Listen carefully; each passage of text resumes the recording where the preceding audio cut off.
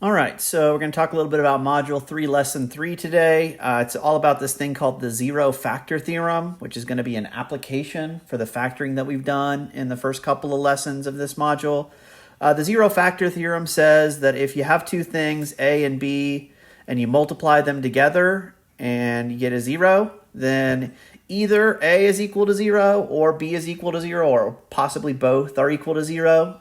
Okay, and this is a very useful thing for us when we're dealing with factoring, because often when we factor, we wind up with a couple of things that are multiplied together. Like this would have been something that we could have gotten when we did our factoring of trinomials in the last lesson.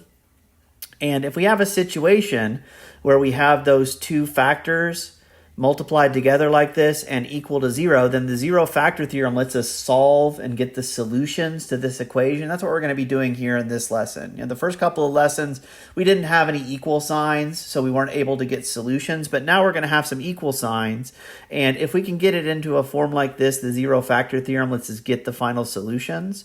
It just says, let's take those factors, set them equal to 0 separately. So my first factor is x plus 3. I set that equal to 0, and that will give me a possible solution to this equation. And then my second factor, x minus 2, I can set that equal to 0 also as its own little separate equation and just solve these things, and I'll get my solution. So negative 3 is our first solution, and positive 2 is our second solution. Okay, so what this is showing us is the way that if we can get these things factored out with a 0 on the other side, we can just set each of those factors equal to 0 separately, solve the little equations, which for us are going to be very simple. They're just going to be little linear equations to solve, and that'll give us our answer. So the new stuff in this lesson, pretty easy. The hard stuff is still the factoring. So the stuff that we learned in the first couple of lessons, not going away. It's still going to be a big part of what we're doing in this lesson too.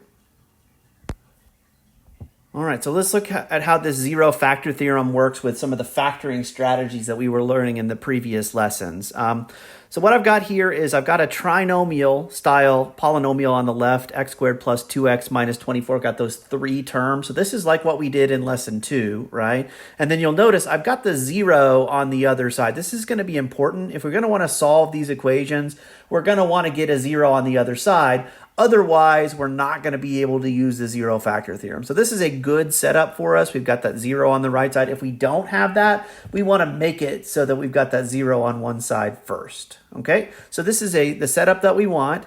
Once we're in this particular setup, our next step is to factor the left side using everything we learned in the first couple of lessons. There's no GCF in that first polynomial there. So we're going to set up our x, and we're going to try to break this thing down. So I've got my negative 24 at the end. Remember, I'm looking for numbers that multiply to give us negative 24 and add to give us positive 2. Okay, so I'm thinking about the numbers that, really here I want the numbers that multiply to give me 24 and subtract to give me 2. So if I play with that a little bit, I'm going to find that 6 and 4 are the numbers that I'm looking for here. If I want to get a negative when I multiply, I know these signs have to be different.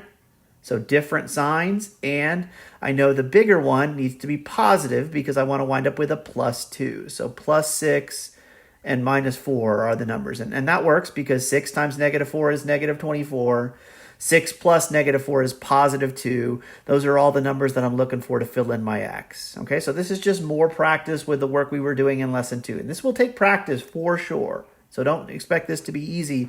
Gonna have to do it a bunch of times to get the patterns down, okay? But once you get this x done, this is where the hard work in this problem happens.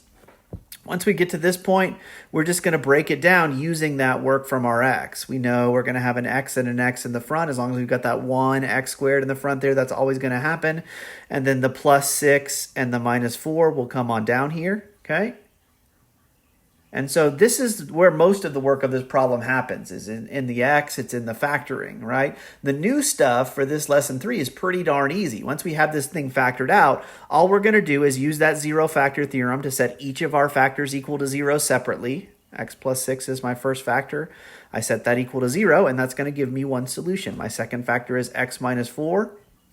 I set that equal to 0. That's going to give me my second solution. Just going to solve these little linear equations.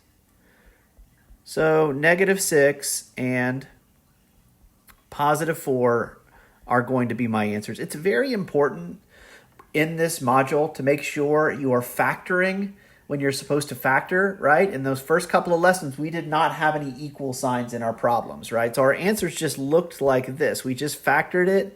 We broke them down into those two binomials, or we took the GCF out, and then we were done because we didn't have an equal sign. This new lesson here, this lesson 3, we will have an equal sign. And so look at what our answers look like now. Our answers are numbers, are solutions to these problems. Okay, so make sure you're reading your instructions. Your instructions on the first couple of lessons would have been factor. Instructions and problems like this are going to be solve. If we're asked to solve, we're expecting to get number answers for most of our problems. Okay? Okay, so let's solve another problem. Again, this is a problem that in its instructions will ask you to solve. It means we're going to do our factoring, and then we're going to set those factors equal to 0 to get our solutions. Our solutions will be numbers for the most part on these problems. Okay, so if I'm looking at that left side over there, x squared minus 9x, don't forget the first lesson that we learned, right? Our first lesson in the factoring module is to look for a greatest common factor. These two terms, they both have an x in them, right? So we do have a GCF, a greatest common factor for these problems, and it's an x. And when we took that, when we figure out our GCF, we're going to pull it out to the front, and then we're going to divide each term by that GCF to figure out what's left. Okay, and then that's it for our factoring. We won't always have to do that trinomial stuff. We want to go through our processes, right? We want to try for the GCF if there is one. If there's not, then we'll look at the trinomial stuff that we did in Module 2. Didn't have to this time because this is completely factored on the left. Okay, so all I'm going to do now is I'm going to set each of those factors equal to 0 separately. My first factor is x. Set x equal to 0. There's one of my solutions. My second factor is x minus 9. Set that equal to 0. Solve for x. And there's my second solution. And you'll notice these polynomials here, the last couple that we've dealt with have both had a degree of 2. And the biggest power and the term with the most variables is 2, right? And we got 2 answers here. That's not always going to happen, but it's a pretty good general guideline to think about. The most solutions that you can have to a problem is equal to the degree. So it's not surprising at all in a degree 2 problem like this that I got 2 solutions here. Okay. All right, so let's do one more. A little more going on in this problem. The first thing that jumps out at me is that this is a degree 3 polynomial, right? We've got the 3 x's in that first term, okay? That is a hint right off the bat that I could have up to 3 solutions to this problem. Again, won't always happen, but it is probably the most common thing for us to see in this class. Okay, and we haven't factored any x cubes, just with our general trinomial strategies, but don't panic, just go through your process. Think about what's going on. Our first step here is to look for a greatest common factor, and we do have one. Again, there's at least one x in all 3 of these terms. So we want to take that GCF of x, and we want to start our factoring by pulling that out to the front. So we're going to take that x out to the front. We're going to divide x from each term here. Okay, and that will be our first step to factoring this. But we're not done with our factoring because if you look at the parenthesis here, what we have left is a trinomial with that x squared in the front like we dealt with in lesson 2. So we're going to be able to continue to factor this some more so that we will definitely have some of these problems where we have a couple of factoring steps. So I'm going to set up my x. I want a 30 because that's my last term, right? I want numbers that multiply to give me 30 and add to give me negative 11. Okay, so thinking about my values here, I know my signs are the same. In order to make a positive 30, I know there's 2 ways to do that with multiplication. You can do a positive times a positive, or you can do a negative times a negative. In this case, it's got to be a negative times a negative since I want them to add to give me a negative 11. So my numbers here are going to be negative 6 and negative 5. Negative 6 times negative 5 is positive 30. Negative 6 plus negative 5 is negative 11. So that's how I'm going to fill in that x, okay? Again, and this is the hard work of my problem. I don't want to lose this x in the front. I want to make sure it doesn't really have anything to do with the factoring I'm doing here. I'm really just working inside the parentheses. Do need to make sure it continues to come down, Okay, the x squared in the front is going to be x times x, and then the minus 6 and the minus 5 I figured out in my x. We can just drop those right into our parentheses.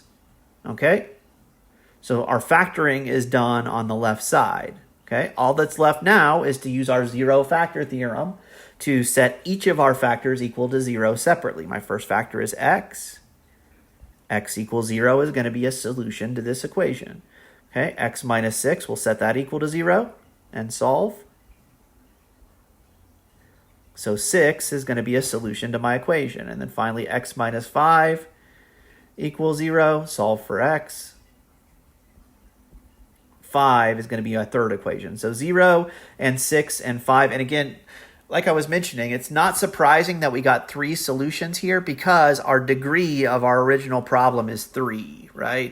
You got degree 3 polynomial, you can have up to 3 solutions. And in fact, I think for us, that'll be the most common thing that happens. Okay, so hopefully that's enough to get you all off to a good start. Please don't hesitate to let me know, either an email, through the Ask My Instructor button. If you have any questions at all, let me know what I can do to help. Y'all have a good day.